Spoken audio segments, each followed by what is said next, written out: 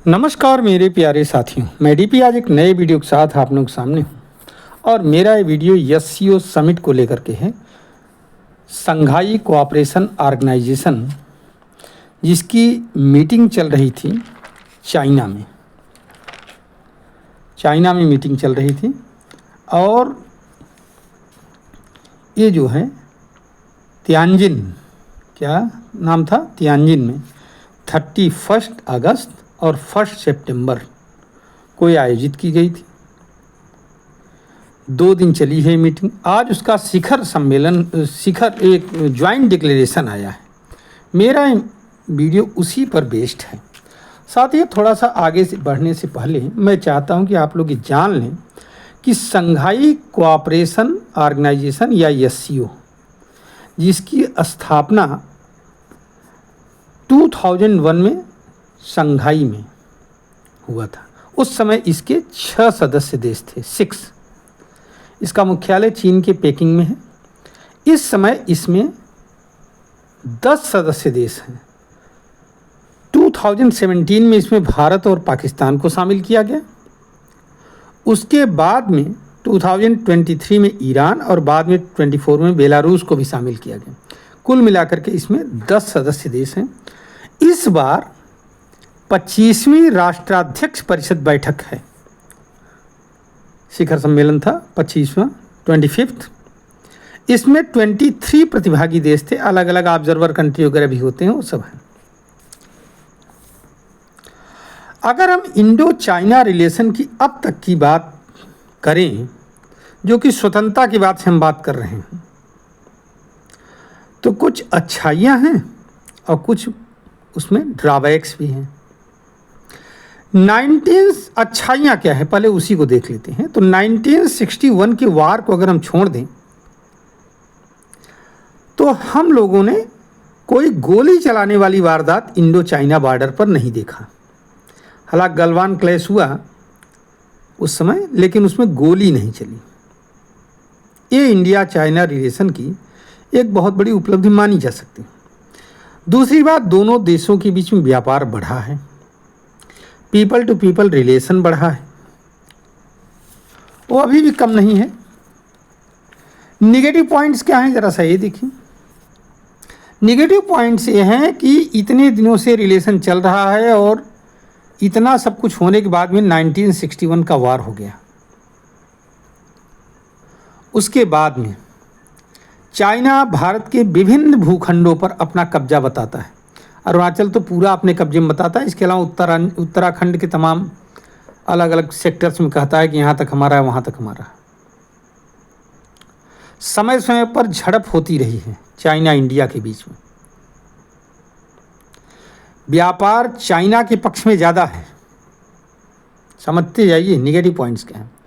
और पाकिस्तान को प्रत्यक्ष और परोक्ष समर्थन जारी करता है चाइना। इंटेलिजेंस सर्विसेज से लेकर के अस्त्र शस्त्र, लड़ाकू विमान, मिसाइल, सबकी सप्लाई।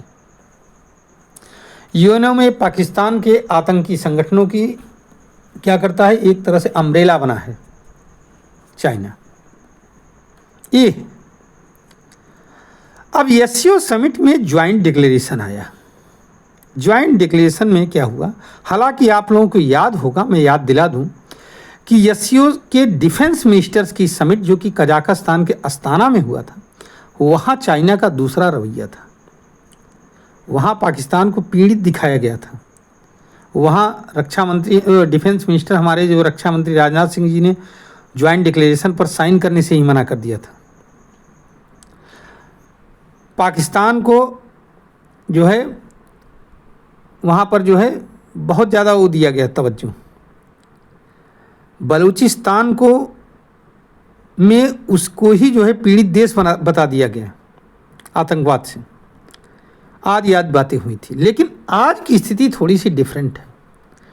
ट्रंप के टैरिफ इफेक्ट के कारण चाइना वो चीज़ नहीं कर पाया जो वो चाह रहा था। अनचाहे या चाहे जानबूझ करके, चाहे जैसे, उसको भारत के नज़दीक आना पड़ा। समझिए इस बात को। अब यहाँ जो ज्वाइंट डिक्लेरेशन हुआ उसमें 7 बेहद ज़रूरी पॉइंट्स निकल करके आए। अभी इनमें से कुछ पॉइंट्स की चर्चा भी करूँगा।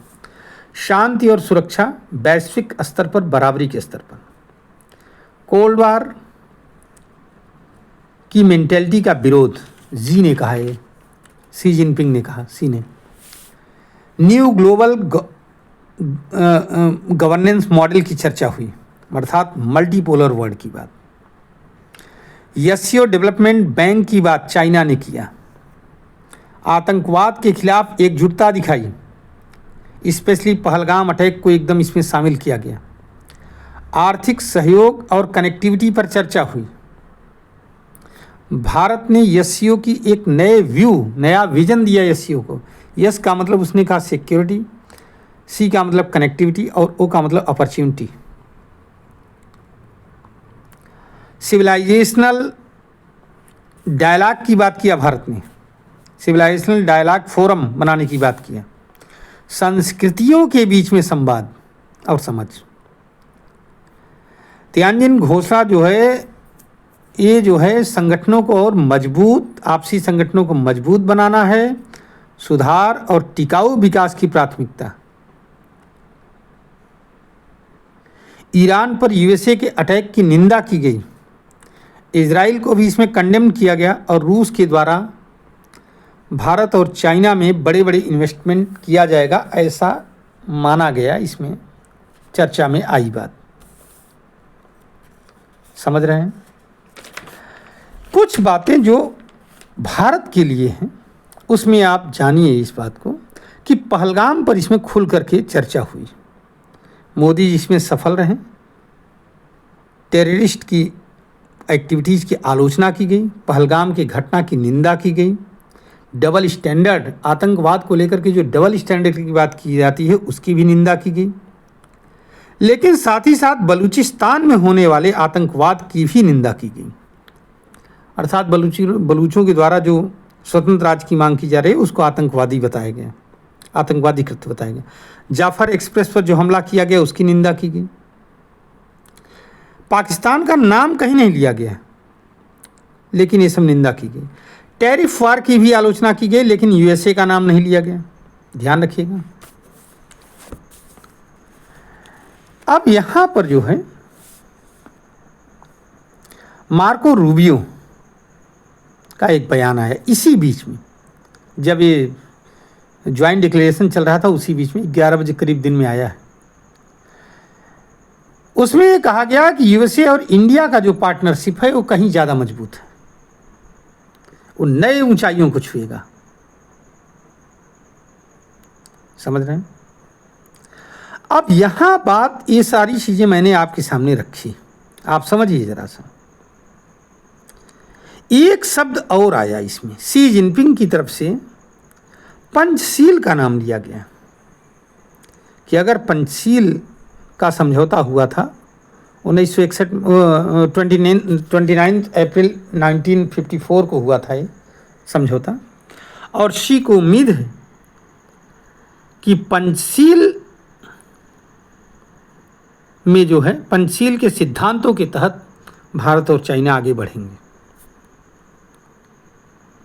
ये लाइन कान खड़े करने वाली है, इस शब्द से संभलना है हमें, ध्यान रखिएगा, क्योंकि 1954 में पंचशील आया था और 1961 हो गया, चाइना ने अटैक कर दिया था। यहाँ सवाल क्या पैदा होता है? सवाल ये पैदा होता है कि अभी फिलहाल ये जो बातें हुई हैं उनको धरातल पर आने में कम से कम 4 से 6 महीने लग जाएंगे, और जब तक कोई चीज़ धरातल पर नहीं आ जाती है, इस बदलते हुए वैश्विक माहौल में कुछ भी कहना बड़ा मुश्किल काम है। आज चाइना यूएसए से परेशान है, ट्रंप से परेशान है, तो इंडिया की तरफ देख रहा है। कल के तारीख में अगर चाइना का यूएसए से कोई समझौता बाय द वे हो जाता है तो चाइना इंडिया की तरफ नहीं देखेगा, ये ध्यान रखिएगा, क्योंकि चाइना बहुत विश्वसनीय पार्टनर नहीं है इंडिया का, चाइना और यूएसए दोनों ही।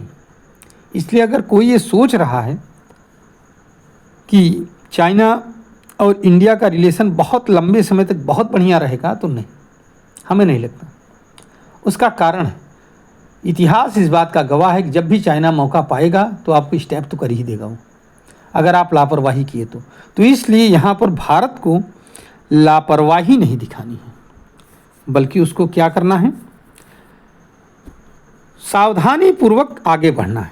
व्यापार को आगे बढ़ाना है, अच्छी बात है, लेकिन सावधानी पूर्वक, हमें लापरवाही कहीं नहीं अपने बॉर्डर्स पर नहीं करनी है। सावधान रहना है चाइना से। अब यहां पर जो है यूएसए चाइना ट्रेड पर भी हमें ध्यान रखना पड़ेगा। चाइना का क्या व्यवहार है, ये भविष्य के गर्भ में है, क्या व्यवहार होगा। भारत का क्या फायदा है, चाइना और रूस के साथ अगर भारत चला जाए तो भारत का फायदा इसमें है कि चाइना और रूस के साथ चले तो, लेकिन यूएसए से दूरी न बनाए, क्योंकि अल्टीमेटली यूएसए भी हमारे लिए कहीं ना कहीं हमारा लाभकारी है। यूएसए का हमारा रिलेशन, हालांकि टैरिफ वार में ट्रंप के समय में थोड़ी सी हम पीछे आए हैं, इस बात की आलोचना यूएसए में भी हो रही है। ये कहाँ तक जाता है टैरिफ वार, ये तो देखने का विषय है। लेकिन फिलहाल यूएस रिलेशन, अगर इस 50% टैरिफ वार को छोड़ दिया जाए तो हमारे लिए फ़ायदेमंद है। अभी आपने देखा यूएसए इंडिया रिलेशन, तो इसमें बहुत बुरी स्थिति में है। अंबानी जाने वाले थे, बिजनेस डील करने वाले थे, यूएसए रद्द कर दिए हैं। क्वाड की मीटिंग जो भारत में होनी है, ट्रंप आने से मना कर रहे हैं। यूएसए ने 3 लाख भारतीय छात्रों को वार्निंग दे दिया है कि अगर नियम का उल्लंघन हुआ तो लाइफ लॉन्ग बैन कर दिया जाएगा, उनको लाइफ टाइम बैन कर दिया जाएगा। साथ ही साथ ईयू पर भी दबाव डाला कि भारत पर जो है सेकेंडरी सैंक्शंस लगाओ। अब देखो कितना दबा पाते हैं, कितना नहीं दबा पाते हैं।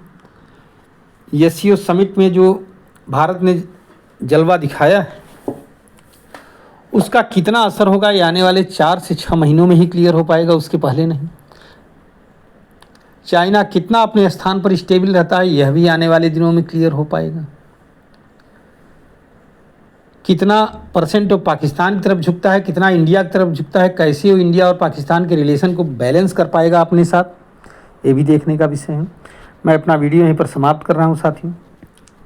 आप लोग इसको सुनिएगा, लाइक करिएगा, हमारे वीडियो को शेयर भी करिएगा, और अगर हो सके तो हमारे चैनल को सब्सक्राइब करिए।